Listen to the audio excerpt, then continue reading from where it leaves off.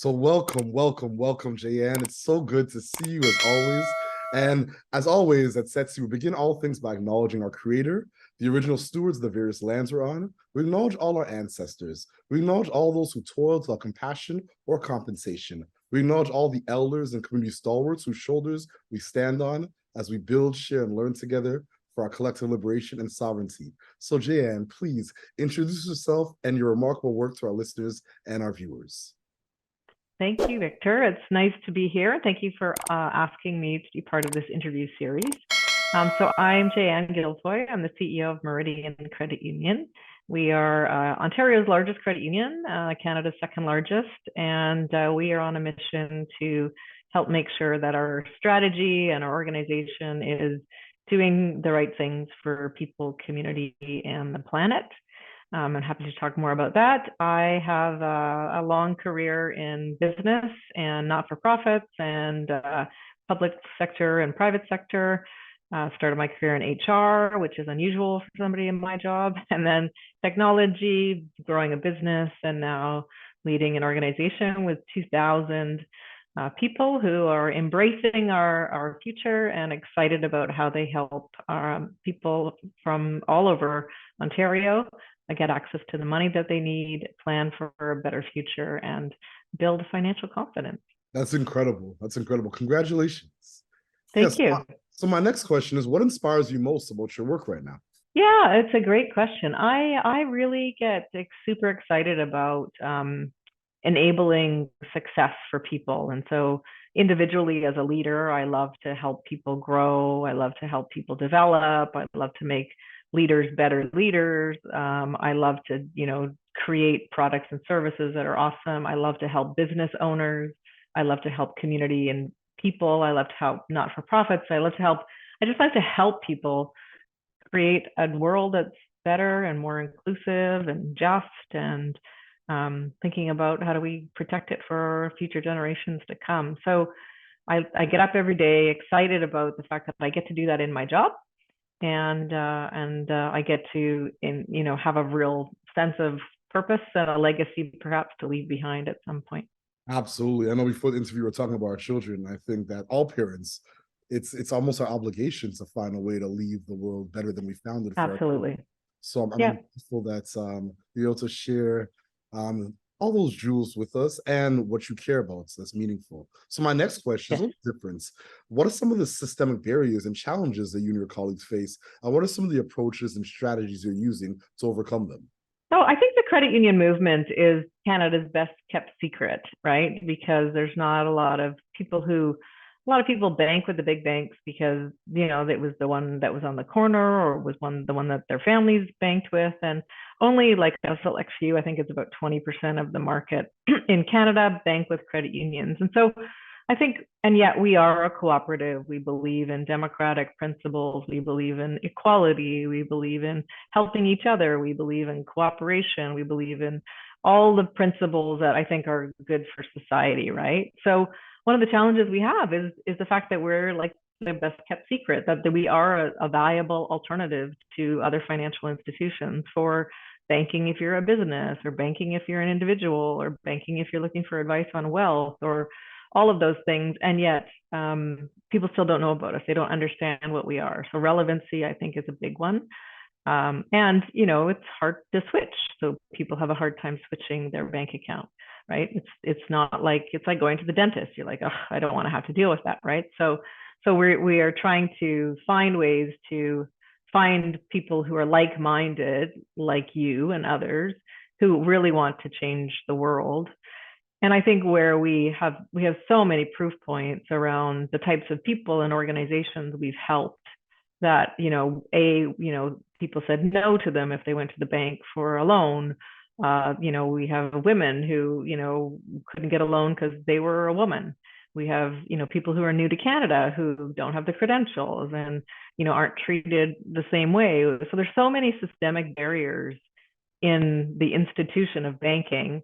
And I think we've been able to, over time, and maybe from the genesis of who we are as a credit union, and a credit union that was formed when a bunch of people couldn't get loans for farms, is kind of in our DNA. And so I liken us to the practical organizations that are really working to try and solve these problems in community all the time, every day, right? So, but relevancy is a problem, and then scale. Like, it is a challenging business. You have to have a lot of members or people involved or whatever to kind of be relevant, because it's expensive with technology and regulation and all that kind of stuff. So get to a size where you can actually make sure that the money that you're bringing in, you're putting out to communities. So scale and relevancy, I think, are our two biggest challenges. That's helpful, and I'm always inspired by just the credit union movement in general, just based off of the work that the credit unions movement's been doing around specifically climate finance and social justice. Yeah. So I'm grateful for all that you do and the authenticity and candor you're bringing to this conversation, as always. So my next question is really straightforward. Do you have a set of key priorities right now in your work? Yeah, so we just launched a new strategy called Meridian for Good. And the idea of Meridian for Good is to weave social justice and equity into our business. So making sure that whether you're a retail member, a business member, wealth member, that we are looking at our internal processes and looking at making sure that we're inclusive to all people. So it's kind of priority number one. And then priority number two is how are we showing up in the world, particularly around the transition, so they can have a cleaner, a plan to kind of get there, like the rest, like we're all on a journey to get there. And then the third one is about how do we help? We know that many Canadians are struggling with financials. I think the stat is like, half of Canadians don't have $500, right, to kind of invest. So how are we helping on that planning journey and helping? I don't like the word financial literacy. I like building financial confidence, because literacy to me says you don't know anything and we know a lot, and it's a power issue. For me, it's about how do we sit beside you and help you, make the right decisions that are going to be in your best interest, your family's best interest for the future. So we're weaving our purpose right all the way through inside our organization and outside our organization, making sure that our workforce is reflective of the community that we serve, right? So we're, many cities across the province, including Ottawa, all the way through to Toronto and North and Brampton, Mississauga, down the Niagara Way, Hamilton, Guelph, London. So making sure that inside our organization, these values come to life, and that outside we're helping to make sure that we're equalizing the playing field for all entrepreneurs, as an example. That's remarkable, and I give thanks. I really agree in terms of that financial literacy piece. The way people organize their economic relationships, many communities have been doing this since time immemorial. So the assumption that there's a lack of literacy, I think, is problematic and troublesome. And as my elder and ancestor Garvey said, with confidence you win before you start. So I think economic and financial confidence and then stewarding that and cultivating that is incredible. So once again, thank you. I appreciate your leadership. Yeah, that's great. Yeah. So my next question is, how do you feel about the future of credit unions in Canada?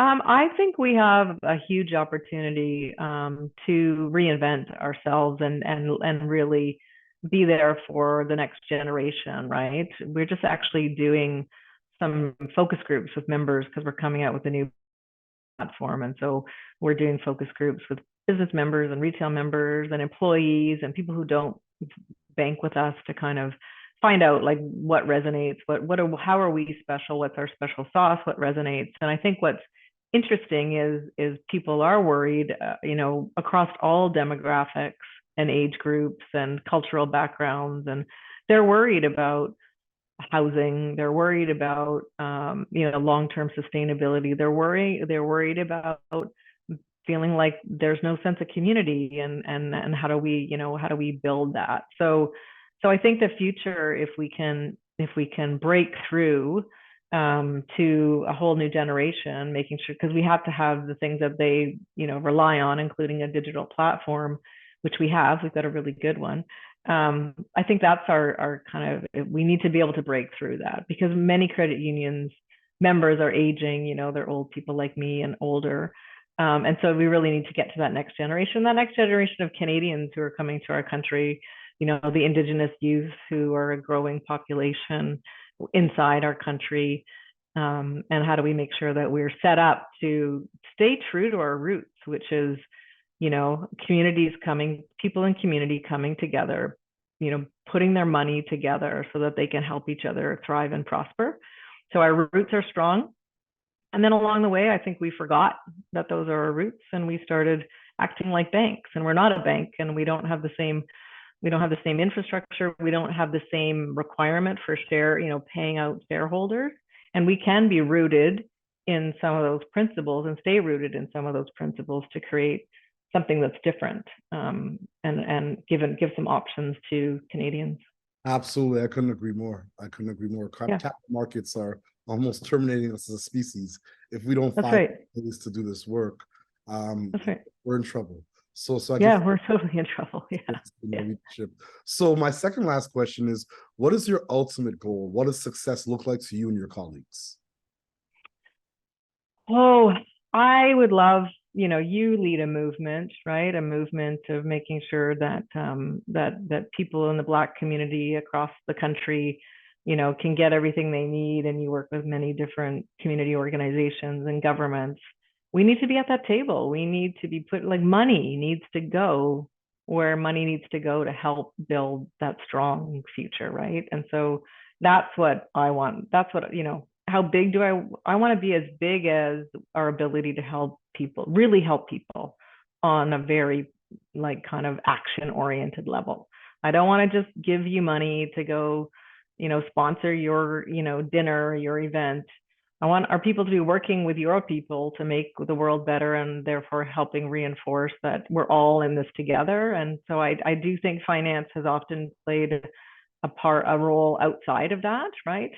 And the power structures or the hierarchy of that, where it's easy to get money if you've got lots of money, but it's not easy to get money if you don't have any money. And we need to equalize some of that, and we need to so I have a goal to be the biggest and the best at it in the country, but that's only measured by the success of the people who we help. Absolutely. I couldn't agree more. The flow of capital, when you look at a lens of justice, access, inclusion, diversity, and equity, is tragic. We need to find ways to put capital in ways that are different, alternative, and centers humanity. Once again, I appreciate your leadership. My last question to you is, do you have any closing thoughts or calls to action for our listeners and our viewers? Come join us. I think, if you're not a credit union member, we're all over the province. If you're in British Columbia, you got lots of, every province has great organizations that can help you with a real ethos around building that sense of community and helping, to grow and prosper for people. So join the credit union movement, and we'd love to, because, I think you'll have examples everywhere you go of people who care deeply, are working hard for you, and trying to build a future that's fairer and brighter. Well, I'm certain that this conversation is going to lead to a great harvest, bounty, abundance, and prosperity for all our listeners and viewers. Thank you. All those that are engaged in this work. Yeah, that's great. Yeah, thank you so much. And we'll close this conversation, this interview, the way we began, by acknowledging our creator, by acknowledging our ancestors and the original stewards of the various lands we're on. We acknowledge all those who toiled without compassion or compensation. We acknowledge all our elders and community stalwarts whose shoulders we stand on as we share, build, and learn together for our collective liberation and sovereignty. Thank you so much, Jan, for all that you do. Thank you, Victor. I love that. Can you send me that? I love that. Absolutely. Way you acknowledge. Yeah, that's so beautiful. Thank you. Well, thank you.